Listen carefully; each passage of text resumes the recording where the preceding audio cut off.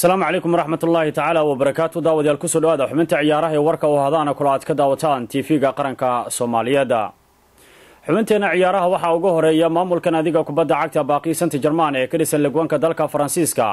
ayaa ka hadlay kulanka xiisaha badan ee El Clasico ay ka hortagi doonaan naadiga kubadda cagta Olympique Marseille mar haddii ay ku dagaalamayaan hogaanka sare ee horyaalka lagwanka dalka Faransiiska.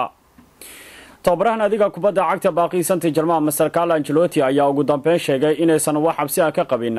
wajiga ay kaga hortagayaan naadiga kubadda cagta Olympique Marseille waana mid kaliya uu sheegay in uu doonayo in xil ciyaareedkan ay ku guuleysato naadigiisa horyaalka lagwanka dalka Faransiiska hase yeeshee waxa uu meesha uu ka saaray ciyaaraanka ka soo jeeda xulka wadankaasi Sweden Ibrahimovic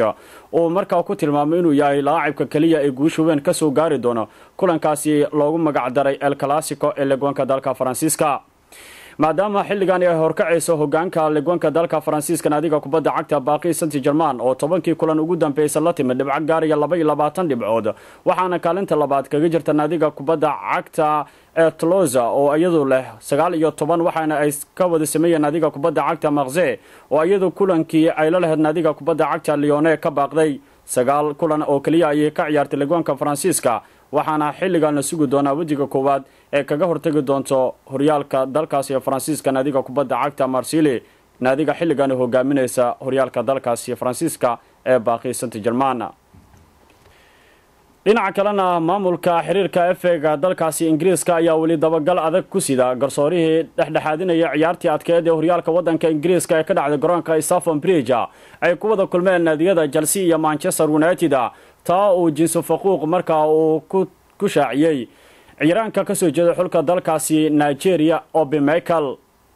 waxaana la shaaciyay in sida uu dhaqsiya badan arintaasi dabagalka ugu dambeeya laga soo gaari doono waxaana sidoo kale uu aflagaadeeyay ciyaaraanka ka soo jeeda xulka dalkaasi Spain Juan Mata waana mid kaliya la doonayo in arintaasi uu meel soo saaro garsoorahaasi hogaaminayay kulankii adkaa ee horyaalka dalka Ingiriiska Chelsea United ka ugu dambeena ay Manchester guusha ka soo gaartay. tababaraha naadiga kubadda cagta Chelsea Roberto Di Matteo ayaa sidoo kale dhinaciisa ka hadlay waxaana uu sheegay in arintani aysan dami doonin ilaa iyo laga gaariyo xalka ugu dambeeya ay ku raali noqon karto naadiga kubadda cagta Chelsea ee horyaalka wadanka Ingiriiska kama xumi in United ka 3 dhibcood ay kala hoyatay Stamford Bridge laakiin waan aaminsanahay in xilligani aan ku guuleysan doono horyaalka wadanka Ingiriiska ee Premier League. ciyaaraanka ka soo jeeda xulka dalka Argentina naadiga kubadda cagta Barcelona Lionel Messi ayaa la guddoonsiiyay abaalmarinta kabaha dahabka ee qaaradda Yurub waxaana abaalmarintani ay tahay mid kaliya oo aad u haminaya ciyaaraankan ee xulka dalka Argentina ka soo jeeda ee Lionel Messi maadaama uu ku guuldareystay inuu gacanta ku dhigo sida xidiga qaaradda Yurub oo dhawaan marka la guddoonsiiyay ciyaaraanka ka soo jeeda xulka dalkaasi Isbaanishka ee Engineer Iniesta laakiin inta badan waxa la xusay in Lionel Messi uu aad ugu farxay sida ay ugu soo qayb qaateen xidigihii sumcadda weyn ku lahaa adduunka sida Pele waana mid kaliya uu sheegay in uu doonayo inuu la mid noqdo hogaamiyaashii hore u soo maray caalamka. haddaba abaalmarintan ayaa la bixiyaa muddo sanad kadib waxaana xilligani uu ku guuleystay Lionel Messi asagoo sanadkii la soo dhaaftay dhaliyay goolal gaaraya 73 gool waxaana sidoo kale ka horeeyay oo iskoor ahaan sita ciyaaraankii u ciyaaraya naadiga kubadda cagta Bayern sanadkii 1972 oo dhaliyay goolal gaaraya 85 gool oo iskoorkii ugu dambeeyay ka soo qaaday laacibkaasi oo lagu magacaabo Gerd Müller waxaana sidoo kalena sanadkii 1959 abaalmarintan kale ku guuleystay Pele oo asna dhaliyay goolal gaaraya 75 gool. Messi waxa uu xilligan Pele ka hooseeya 2 gool oo qura waxaana uu dhaliyay sanadkii laga soo gudbay goolal gaaraya 73 gool waana abaalmarinta uu sheegay Messi inuu ku faraxsan yahay xitaa iskoorka sanadka dambe in uu soo jibin doono oo xilligan kaga horeeya ciyaaraanka hore ee xulka dalkaasi Germany naadiga kubadda cagta Bayern ninka lagu magacaabo Müller. ugu dambeyntiina waxaa la soo saaray 23 xidig ee u tartami doona laacibtinimada adduunka iyadoo 37 ugu dambeysay marka la shaki geliyay arinta ku aadan ama xidigaha xilligan ka mid noqon doona ciyaaryahanada sidoo ugu dagaalami doona laacibka adduunka